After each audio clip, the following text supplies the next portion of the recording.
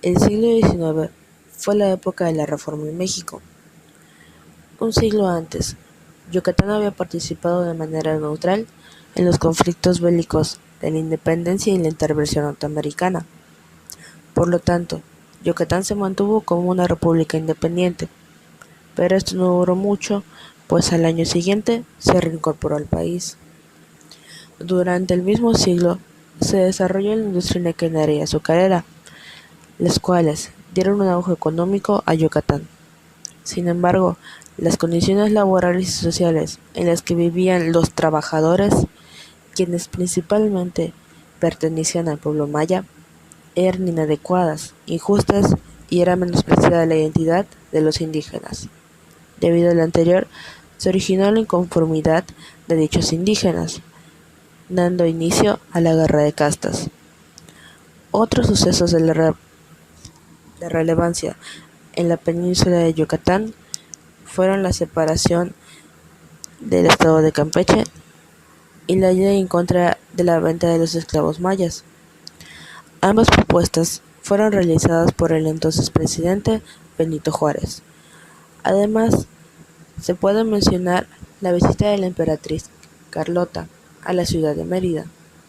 Cabe mencionar que ella arribó al puerto de Cizal y esta misma concedió varios títulos nobiliarios a distinguidos miembros de la sociedad yucateca.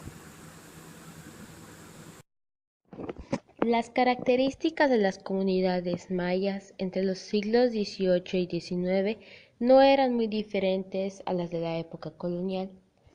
Cabe señalar el excelente trabajo de evangelización católica, puesto que logró un pueblo manso y capaz de adoctrinarse a sus amos, ahora conocidos como patrones. Sus tierras después de la independencia de México no les fueron devueltas. Los criollos y mestizos usaron vías legales para apoderarse de dichas tierras desalojadas.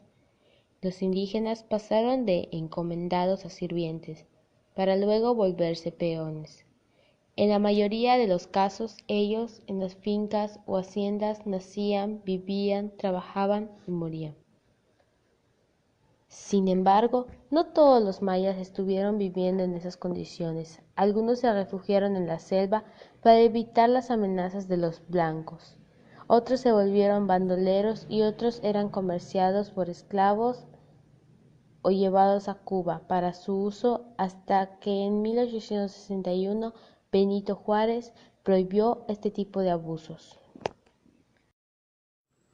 Con la traza de nuevos poblados no solo llegaron recaudadores de tributos, los jueces de milpa o la obligación de asistir a misas y procesiones. En gran medida a las necesidades agrícolas, el patrón familiar más común entre los mayas era la de la llamada familia extensa.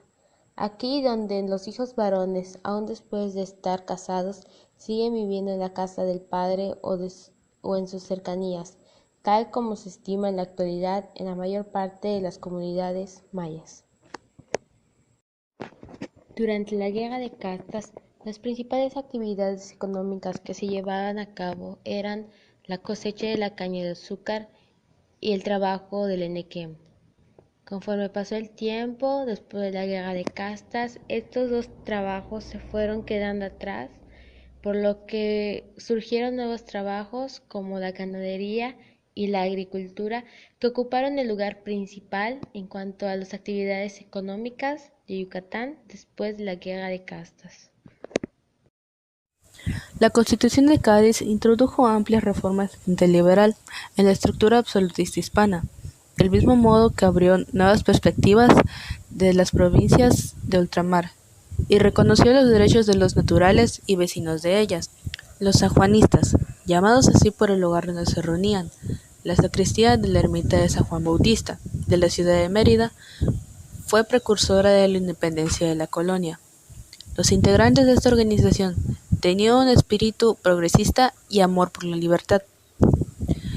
Se enfrentaron política e intelectualmente a los rutineros, pues la intención de estos últimos era continuar bajo la monarquía española sin implementar una constitución. El movimiento de los sanjuanistas inició en 1808, bajo la inspiración del padre Vicente María Velázquez, quien se preocup- quien se preocupaba por la forma, quien se preocupaba por la forma en que los indígenas eran tratados por parte de los españoles. Uno de los decretos de las Cortes de Cádiz fue la abolición de los repartimientos de los indígenas y los servicios personales de los mismos a los particulares, corporaciones, funcionarios públicos y sacerdotes, y ordenó el reparto de tierras a los indígenas casados y mayores de edad.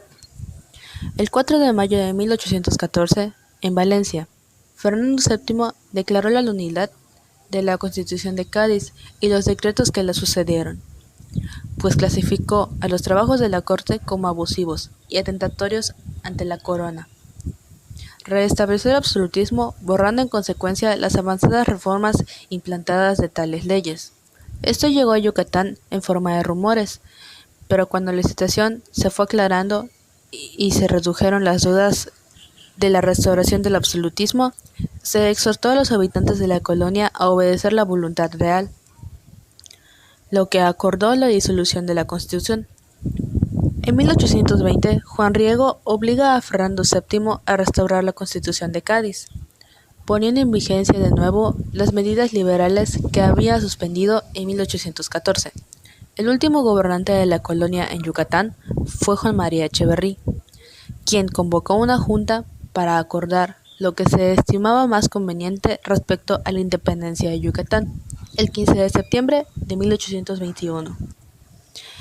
En esta se pronunció la independencia de Yucatán del dominio español y su inmediata adhesión al Plan de Iguala. Algunos de los logros conseguidos durante la Guerra de Castas en Yucatán son los siguientes. Supervisión de la educación pública por las autoridades eclesiásticas. La educación fue asignada a la Iglesia, quien debía impartir y supervisar el aprendizaje de los niños. Exclusividad de la religión católica. Solamente existía esta religión. La devolución y protección de los bienes de la Iglesia. Recalcando, se le otorgaba de nuevo el poder de los bienes a la Iglesia y prácticamente sería quien gobierne al pueblo indígena. Pero